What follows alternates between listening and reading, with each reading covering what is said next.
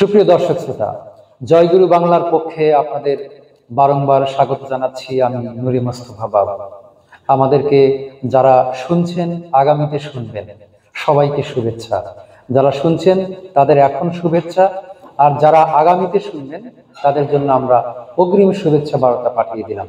দর্শক শ্রোতা, বরাবরের মতোই বাংলা ভাষা, বাংলা সাহিত্য এবং বাংলা ব্যাকরণের কিছু বিষয়ে আপনাদের সামনে সহজ করে তুলে ধরবার যে প্রয়াস, সেই প্রয়াস আমাদের কিন্তু অব্যাহত রয়েছে। অব্যাহত থাকবার কারণ আপনাদের ভালোবাসা। আপনারা আমাদের ভিডিওগুলো দেখছেন, উপকৃত হচ্ছেন, আপনারা মন্তব্যের ঘরে জানাচ্ছেন, ব্যক্তিগতভাবে আমাকে অনেকে অনুরোধ করছেন। সবকিছু মিলিয়ে আমরা অনুপ্রাণিত হচ্ছি নতুন নতুন ভিডিও তৈরি করতে। দর্শক শ্রোতা, আজ আমরা খুব ছোট্ট একটি বিষয় কিন্তু অত্যন্ত গুরুত্বপূর্ণ এমন একটি বিষয় আপনাদের সঙ্গে সহভাগ করব, আপনাদের সামনে তুলে ধরব। সেটি হচ্ছে এই যুক্তবর্ণ। এই যুক্তবর্ণটি আপনারা অনেকেই লিখে থাকেন, আবার অনেকে এটি উচ্চারণ করতে গিয়ে একটু ঝামেলায় পড়ে যান। এই যুক্তবর্ণের উচ্চারণ যে কোনো চাকরির পরীক্ষায় আসতে পারে। তারপরে ইন্টারমিডিয়েট যে বোর্ড পরীক্ষা, সেই বোর্ড পরীক্ষার প্রথম নম্বর প্রশ্ন হলো উচ্চারণ। সেখানেও কিন্তু এই বিষয়টি গুরুত্বের সঙ্গে কাজে লাগবে। আর অ্যাডমিশন টেস্টে তো কথাই নেই। সুতরাং বুঝতে পারছেন অবশ্যই যে বিষয়টি অত্যন্ত গুরুত্বপূর্ণ। তো আমরা প্রথমে দেখে নেই এই যুক্তবর্ণের মধ্যে আসলে কি কি বর্ণ আছে। এই যুক্তবর্ণের মধ্যে আছে হ যোগ ম, অর্থাৎ এর মধ্যে আছে হ এবং ম। হ এবং মকে এইভাবে লেখা হয়ে থাকে যুক্তবর্ণ হিসেবে। এখন প্রশ্ন যে তাহলে এটা উচ্চারণ কেমন হতে পারে? এটা উচ্চারণের সময় ঠিক উল্টে যাবে। উচ্চারণের সময় কি হবে? উচ্চারণের সময় এটা উচ্চারণ হবে ম যোগ হ। অতএব মনে রাখুন, প্রথমেই এই যুক্তবর্ণের মধ্যে রয়েছে হ যোগ ম, কিন্তু উচ্চারণ হবে সে ম যোগ হ।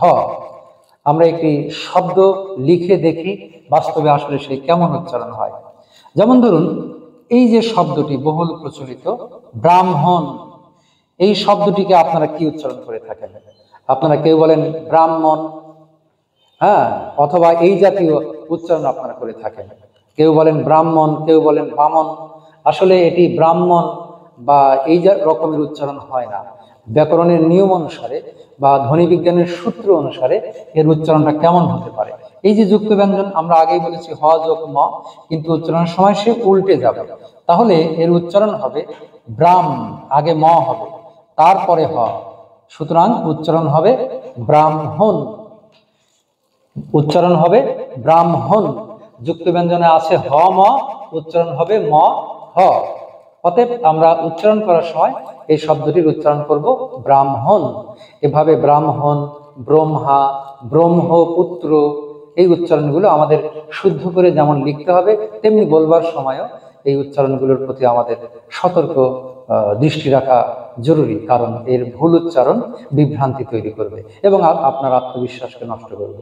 এবং আপনি যে বিষয়টি তুলে ধরছেন বা উপস্থাপন করছেন, এরকম ভুলভাল উচ্চারণ সেটি কিন্তু জনপ্রিয়তা পাবে না, বরং প্রশ্নবিদ্ধ হবে। অতএব আমরা জেনে নিলাম যে এই যুক্ত ব্যঞ্জনের মধ্যে কি কি বর্ণ আছে এবং উচ্চারণ হওয়ার সময় সে কেমন উচ্চারণ হচ্ছে। পাশাপাশি একটি শব্দ লিখে আমরা তার উচ্চারণ দেখালাম। দর্শক শ্রোতা, আশা করি ভিডিওটি আপনাদের কাজে লাগবে, আপনারা উপকৃত হবেন। যে যেখানে আছেন ভালো থাকবেন, সুন্দর থাকবেন, জয়গুরু বাংলার পক্ষেই থাকবেন। ধন্যবাদ সবাইকে।